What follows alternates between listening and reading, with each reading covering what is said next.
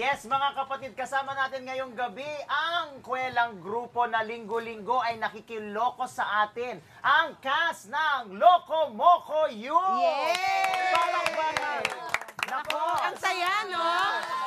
Oo, di ba? Parang ang gulo-gulo. So, anong bagong pasabog nyo naman sa 2013? Yan. So, meron po kaming bagong segment sa Loco Moco, which is the Loco Moco Labas. Ano yun? Ang Loco Moco Labas po is, hindi na po sa studio, lalabas po talaga kami. Tapos may Malamang. busting kami. Ay, yun Kaya nga sabi ng title, di ba? Oo, kaya nga labas, may two bus. meanings. Labas at labas, essence sasakyan. Bus. Galing-galing mo talaga. Ay, buwa! Ang lakas gumakas Kuya James dito. Nako, Pero dahil meron dyan. bang mga bagong kasama, bagong members ang Loco Moco? Oh yes, kami po yung AA. So, we have Chanel, Ayun. Yes. and then we have Alam- Shaira, alam mo, Aki, me, and Sophie. You're the next Jake Vargas. I'm Ayan, sorry. sige, ito pa. Of course. Ay, JC, magsalita ka naman dyan. Hindi kayo, oh. Ikaw naman, syempre, ikaw ang poste. Poste na Meralco. Ito, si Empoy. Oh. Yan, anong bago? Ay, tsaka hindi invite mo na sila. Dalawang araw ang Loco Moco, di ba? Oo, unang-una syempre gusto namin magpasalamat sa TV5. Binigyan kami ng opportunity para makapag-show ng 2 araw sa isang linggo. Wow. Syempre Saturdays lang eh. Pero ngayon, meron na rin kaming Sunday, so more work para sa aming lahat, pero at the same time, more effort, syempre. True. Yan. Salamat, maraming salamat ulit pati sa mga supporters namin. Syempre, kung hindi dahil sa kanila, hindi rin kami aabot ng pang Sunday talaga. Wow. Kung may Congrats. poste, si Baby Balinco ang bubong. Hello, babe. Hello. How are you, babe? Tama na. Hindi, yun nga, like what everyone said, syempre, we're very thankful dahil hindi lang Saturday, 2 p.m., meron kaming Sunday, 2:30 p.m. 2:30, Oo, okay. tapos lalabas-labas kami. So, makikita nyo kami sa mga streets, aside from Jeepney Jackpot, Yes, syempre. oo. Tapos, Mahilig lumabas talaga ng mga gamot Oo, na gusto ko Pangkain talaga ito eh. lumalabas na. pangkalye. Oo, yun. So, we're having fun naman so far. Tapos pareho pa rin, puro mga kulitan pa rin yung ginagawa namin. Nagbabasaan. Correct. Ay, Tapos, wow. I'm sure meron dyan Ang mga gulo. basa Basa at pa the rin yung moment. Masa at the moment. Ayun, Empoy. Empoy, ikaw ang sahig. Oo. Sahig. Ayan, Ba't sa... ng Loco Moco. Malinis ang sahig. Malinis, malinis. Well, of course, siyempre, Wow. nasabi na nga ni Balin tsaka ni JC, every Saturday, 2 p.m., tapos every Sunday, 2:30 p.m. At every Monday, wala kami nun. Okay. Sa house Diba? kami Meron niyan. na ibang show. Kanilang bahay. Yes, oo. So anyways, thank you Thank sa you very much buong sa cast, inyo. sa pagbisita Loco nyo. Moco You. Palakpakan naman Yes. dyan. Siyempre, tuloy-tuloy pa rin po ang may inat na issue dahil tutukan natin to susunod. Ang bad boy ni si Robin Padilla may mainit daw na pahiyag tungkol sa pag-sex change ni Bibi Gandang Hari. Let's watch this. Ang latest, Robin Padilla, sangkot sa kaliwat ka ng intriga. Ang back-to-back buwelta ni Binoy sa mga issue, ilalahan, punto por punto. Unang issue, matapos ang ilang taon nilang pagsasama ni Mariel Rodriguez. Robin Padilla, hindi pa nga ba handang magkaroon ng anak? Siyempre, hindi ka ba niya sinasabi na gusto niya na mag-baby? Kasi kanina na-mention mo na ayaw mo pa, wala pang baby plans. Masisira ang honeymoon. Kaya kami travel ni Mariel. Honeymoon kami ng honeymoon. Mawawala yun eh, pag nagkaroon kayo ng anak. Ito nga lang kasama namin yung mga anak ko sa una. Medyo nakaantala na yung mga romantic moments. Siyempre, pagka nandyan na, kailangan ka ng anak mo, takbo ka eh. Ang ikalawang issue, matapos pumutok ang balita na natuloy na di umano ang pagpapasex change ng kanyang kapatid na si Bibi Gandang Hari. Muling nadawit ang pangalan ni Binoy sa kontrobersiya. Ngunit sa kabila ng iba't ibang espekulasyon at haka-haka, ito ang naging mapusong mensahe ng aktor para sa kanyang kapatid. Meron ka bang message na lang? Mahal ko siya, mahal kita, tol. Yun lang ang message ko sa'yo. Kung ano man ng trip mo, wala na tayong basagan ng trip. Wala na din tayong pilitan. Tatandaan na natin para gumawa pa tayo ng eksena.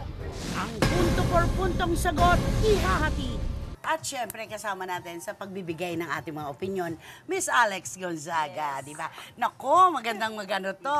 Okay, ano masasabi mo doon sa kwento tungkol kay Robin at kay Rostom? Ay, Bibi Gandang Hari. Ang masasabi ko po dahil bilang nakatrabaho ko, uy, direct Oo totoo nga, yan. si Enchanted. Nakatrabaho ko po si Miss Bibi sa Enchanted Garden, ay mabait siyang tao. Okay. At yun lang yung masasabi ko. Yun lang ang kaya mo sabihin. Hindi, tsaka ano po siya, yung parang makikita mo talaga na gustong-gusto niya yung ginagawa niya and wala naman siyang naaapakang ibang tao. Tama. Siguro nga lang yung yung Doon siya belief maligaya. nung kanyang kapatid. Pero sa kanila na lang po yun kasi sila naman yung magkapatid. Okay. Uy, Tama ang nga ganda naman, na di ba, sinabi Direk? ko. Unang-una ay magandang gabi po sa inyong lahat. Yan na yung punto ni Derek. Okay, magandang gabi Alex. Saya-saya mo. Ang dami na iinggit sa'yo. Grabe. Saya-saya mo. Ang ganda-ganda na, maligaya pa, Ano, no? mabihira yan ay maganda ka na, maligaya ka pa. Saya mo, nakaputi ka pa. Parang medyo Parang may bibinyagan hirap ka, ko, Derek. kakasal ka. Di ba parang gano'n? Okay. Kukumpilan. No, doon naman sa opinion ko sa alam mo, matatanda na sila. Tama na, di ba? Nasa wastong edad na sila para malaman kung ano ang tama sa mali. At higit sa lahat, alam na nila kung ano magbibigay sa kanila ng kaligayahan. Ang ating mga kamag-anak, alam mo ito, Alex, di ba? Ang ating mga kamag-anak, ating mga kapamilya, ay may kanya-kanyang punto kung paano gusto nilang maging masaya ang buhay ng tao. Pero, you will determine your own happiness. Oo. Di ba? At saka direct, kahit pa sabihin natin na magkakadugo sila, na dapat bago ang iba ay ang pamilya muna ang unang sumuporta sa kaligayahan ni Bibi, may mga bagay-bagay kasi na naghihintay ng panahon para maunawaan at tanggapin. Oo. Tsaka hindi mo pwedeng pagpilitan yung paniniwala mo sa iba. You give it time, okay? Then Pero you at give it- least, di ba po, at the Maghihintay. end of the day, alam nyo naman na magkakapamilya kayo, magkakapatid kayo. Pag may nangailangan ng tulong, tutulungan against mo pa common rin siya. enemy, they are Oo, one. diba? Parang ganon, Di ba? di Ang ba? saya ni Alex. No? Yes, masayang-masaya siya, di ba? Okay. Okay. Ngayon. Okay. Ako pala. Okay. Sinunod natin ang kanyang karera bilang isa sa pinakamatagumpay na aktres sa telebisyon. At ngayong 2013, usap-usapan ang pagiging cover girl niya sa isang men's magazine. Sino pa nga ba ito kundi si Marian Rivera? Matapos mag-post ng daring, tuloy-tuloy na nga ba ang kanyang pagpapasexy? Panorin nga natin to. Bawat anggulo sa mga pinaka-latest na showbiz intriga. Bawat artistang sangkot sa pinakamalalaking kontrobersiya. Dito, walang takas. Dito, walang kawala. Punto por punto. Ang issue, ang latest sexy magazine cover ni Marian Rivera. Ang kwento, 2008.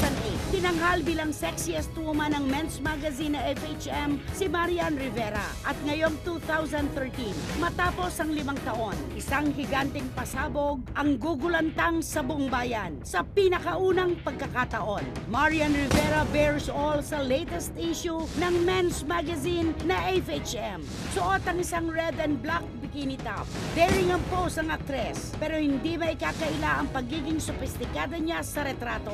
Dahilan para agad umani ng positibong review mula sa social media. Ang latest sexy magazine cover ni Marian. Ganda kasi yung pagpasok ng tao tapos lahat naman maayos at magaganda. So, wala, thankful lang ako na talagang umpisa ng taon maganda talaga. Ang punto por puntong tanong, ito na nga ba ang senyales ng pagsabak ni Marian sa mas daring at mature na roles?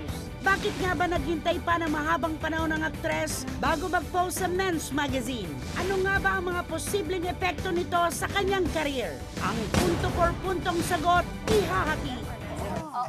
Oo, napakaganda niya. Sobra ang mukha, ang katawan, wala ka nang hahanapin pa, di ba? Pero alam mo, Christy, ang isang dapat i-clarify natin is ang hindi nangangahulugan na kapag mature ang role, hindi ba? Ito ay sexy at maghuhubad ka na kung anong gagawin mo. At saka naturalesa lamang sa isang artistang katulad ni Marian na eventually mag-evolve siya at tumanggap siya ng mas challenging roles. Direct yun hindi ang ba? madalas natin pinag-uusapan na kinakapos ang mga personalidad. Nabuburo sila, nangingitlog sa upuan. Samantalang si Marian ngayon pa lamang pinaghahandaan na niya ang bukas niya, No, di ba? tsaka, as I heard, producer na sila ni Ay de las Aras na kanilang gagawing pelikula na Yes. Kung Fu Divas na papalabas this Kung coming Fu October. Divas. Can you imagine? And ang nabalitaan ko rin direct na sa Cavite daw, totoo ito, ay parang meron ng subdivision si Marian dahil ang dami nilang napunta. Meron na siyang subdivision? Yes, parang ang dami-dami nilang mga patayong Direct pabahay kasi, doon. ang kanyang lola, laking lola si Totoo. Marian eh.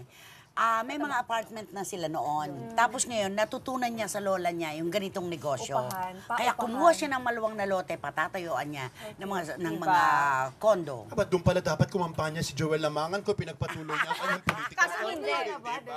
Oo, 25 apartments. 25 doors. Ang 25 doors. Sus, patatayuan Mario, niya. pero I mean, pinapakita ni Maria na naghahanda siya talaga for the It's future. very inspiring. And ibig sabihin, ginagamit Masinop. ang kanyang utak, hindi ba? Masinop siya. Oo, she evolves, okay. Okay. Okay, tuloy-tuloy pa rin ang maiinit na issue ngayong gabi. Maha Salvador at Kim Chiu nagkasiraan.